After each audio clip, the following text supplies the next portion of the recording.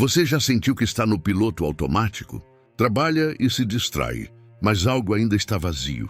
A vida segue, mas sem direção. Fazemos tudo para evitar uma pergunta. Qual é o sentido disso tudo? Deus está morto. A verdade é fragmentada. Respostas vêm em vídeos curtos. A busca por propósito virou dor. Muitos fingem que não sentem. Outros buscam soluções prontas. Ninguém escapa do vazio. O que fazemos com isso nos define. Vamos mergulhar nessa crise. Nietzsche, Frankl e outros. Todos buscam a mesma resposta. É possível viver sem sentido e ainda assim encontrar propósito?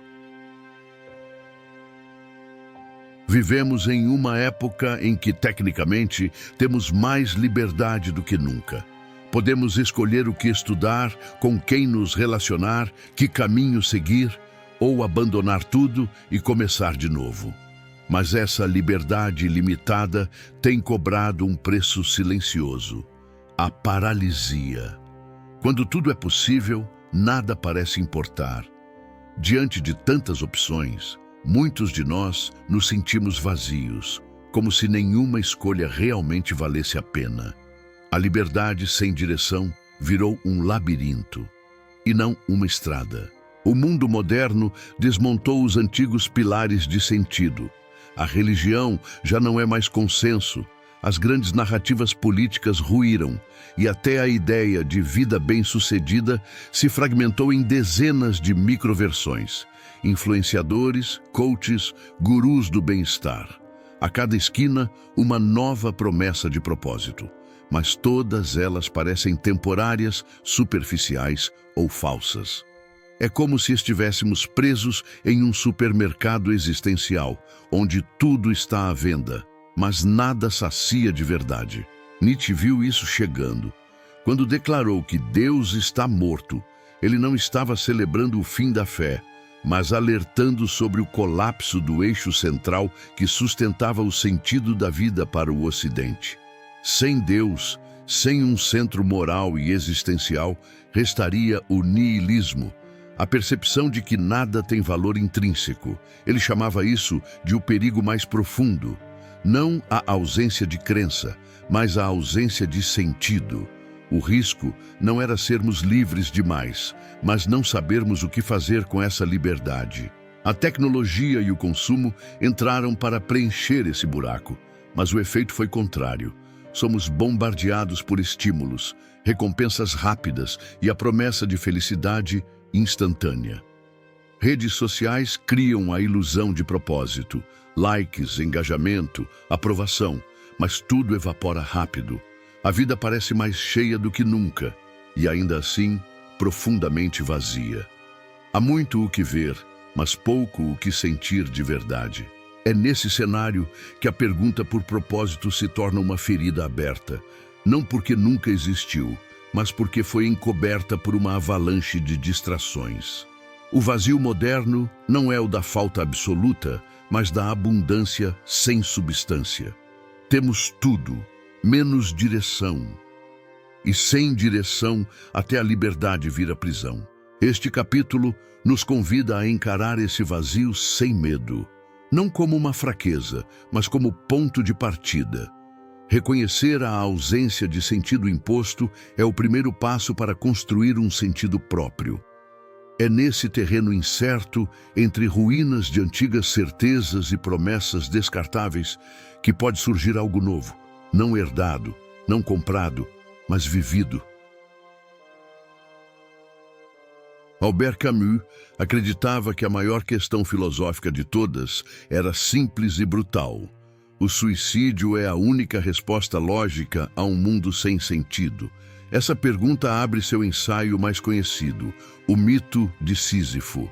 Para ele, o ser humano deseja clareza, ordem, respostas, mas o universo responde com silêncio. Esse conflito entre nossa busca por sentido e a indiferença do mundo é o que ele chama de absurdo. E o absurdo não é algo que se resolve, é algo que se encara. Camus rejeita tanto a fuga religiosa quanto o niilismo destrutivo. Ele não acredita que devemos inventar um novo sentido supremo para preencher o vazio. Para ele, seria apenas trocar uma ilusão por outra. O que ele propõe é mais radical e mais humano. Continuar vivendo, mesmo sabendo que a vida não tem sentido dado. Isso é o que ele chama de revolta. Uma postura de consciência e desafio frente ao absurdo. É nesse espírito que Camus reinterpreta o mito grego de Sísifo, o homem condenado pelos deuses a rolar uma pedra montanha acima por toda a eternidade, apenas para vê-la rolar de volta. Para qualquer um, isso seria uma tortura absurda. Mas Camus inverte a lógica. Devemos imaginar Sísifo feliz, porque Sísifo sabe, ele tem consciência de sua condição. E ao aceitar o absurdo, ele se torna maior que ele. O absurdo é invencível, mas o ser humano pode se recusar a ser derrotado. Essa filosofia não é confortável. Camus não promete felicidade, nem transcendência, mas ele oferece algo mais honesto: dignidade. A capacidade de afirmar a vida mesmo quando ela não faz sentido. Encontrar beleza na lucidez e força na resistência. É como uma vela acesa no meio da escuridão. Não dissipa o caos, mas ilumina o próximo passo. Camus nos convida a viver de forma intensa, sem esperar que a vida retribua. Isso exige coragem. A coragem de ser consciente em um mundo indiferente. Significa recusar-se a se anestesiar com distrações, religiões fáceis ou cinismo barato. Significa olhar o absurdo de frente e dizer: mesmo assim, eu continuo. Nesse ponto, Camus não resolve o vazio, ele o atravessa. E nesse atravessamento nasce uma ética, uma sensibilidade, talvez até uma forma de liberdade. Não é a liberdade de quem sabe para onde vai, mas de quem escolhe caminhar mesmo sem mapa. E isso, por si só, já é um tipo de propósito. Friedrich Nietzsche é muitas vezes lembrado por suas frases provocadoras: Deus está morto, tudo que não me mata me fortalece. Mas sua filosofia vai muito além do escândalo. Em meio ao diagnóstico do niilismo moderno, Nietzsche acreditava que sim, os antigos valores haviam ruído. Mas isso não significava que tudo estava perdido. Significava que cabia agora a nós criar novos valores, construir nossos próprios sentidos, moldar a vida como uma obra de arte. Era o nascimento do espírito livre, aquele que ousa viver sem tutela. Nietzsche não prometia facilidade. Criar sentido exige força interior, coragem e, sobretudo, sinceridade com a própria experiência. Ele chamava isso de amor fati, amor ao destino. Não se trata apenas de aceitar o que acontece, mas de afirmar a vida em sua totalidade, com dor e prazer, glória e tragédia. É um convite à responsabilidade radical, já que nada vem de fora. Tudo depende do que você constrói por dentro. Nesse sentido, o propósito não se encontra, se cria. Anos depois, em um contexto brutalmente diferente, Viktor Frankl viveu essa ideia de forma visceral. Preso em campos de concentração nazistas, viu sua família ser assassinada, perdeu tudo, menos a consciência de que, mesmo naquela escuridão, era possível encontrar um sentido. Não um sentido metafísico, mas um propósito pessoal, ajudar outros a sobreviver, preservar a dignidade, manter a esperança viva. Em seu livro, Em Busca de Sentido, ele escreve: tudo pode ser tirado de um homem, exceto uma coisa, a última das liberdades humanas, escolher sua atitude em qualquer circunstância. Para Frankl, o sofrimento não é desejável, mas pode ser fértil. Se for inevitável, ele pode ser transformado em crescimento, em conexão, em transcendência.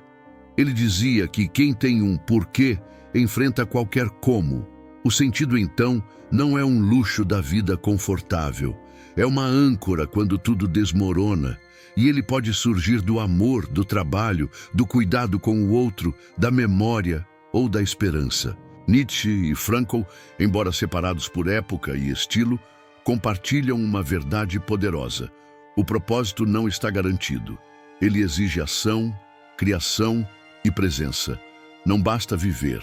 É preciso se engajar com a própria existência, enfrentar a dor, superar a apatia e, no meio do caos, levantar algo que seja seu. Essa não é uma promessa de felicidade constante, mas de autenticidade. Em um mundo onde o sentido não vem de cima nem de fora, somos convocados a ser autores, ou pelo menos coautores, da nossa própria história. E isso, embora assustador, é profundamente libertador. Em um mundo saturado de promessas grandiosas, encontre sua missão de vida. Descubra seu propósito em 7 passos. Talvez o verdadeiro caminho passe por algo muito mais sutil: o cuidado com o que está perto. Se Nietzsche nos chama a criar sentido como um artista, e Frankl a encontrá-lo até mesmo na dor, é no cotidiano que esses ensinamentos ganham corpo. Não nas grandes viradas épicas, mas nos pequenos gestos conscientes que resistem ao vazio. Escolher levantar da cama em um dia difícil, ligar para alguém que você ama, cozinhar uma refeição com atenção, fazer algo bem feito mesmo sem reconhecimento.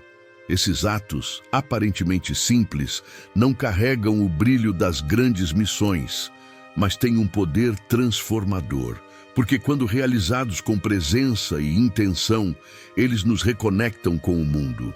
E é nessa conexão que o sentido começa a germinar. A sociedade moderna muitas vezes nos empurra para um tipo de produtividade cega.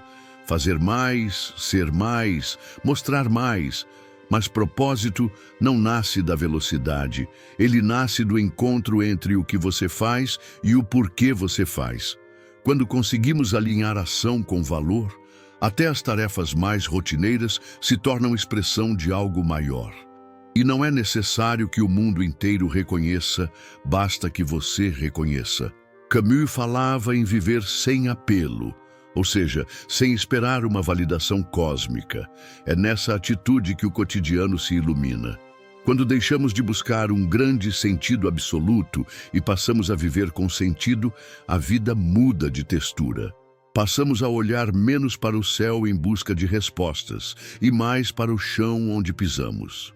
O propósito não está em algum lugar distante, escondido, esperando ser descoberto. Ele está sendo tecido agora, linha por linha, no modo como você escolhe viver hoje.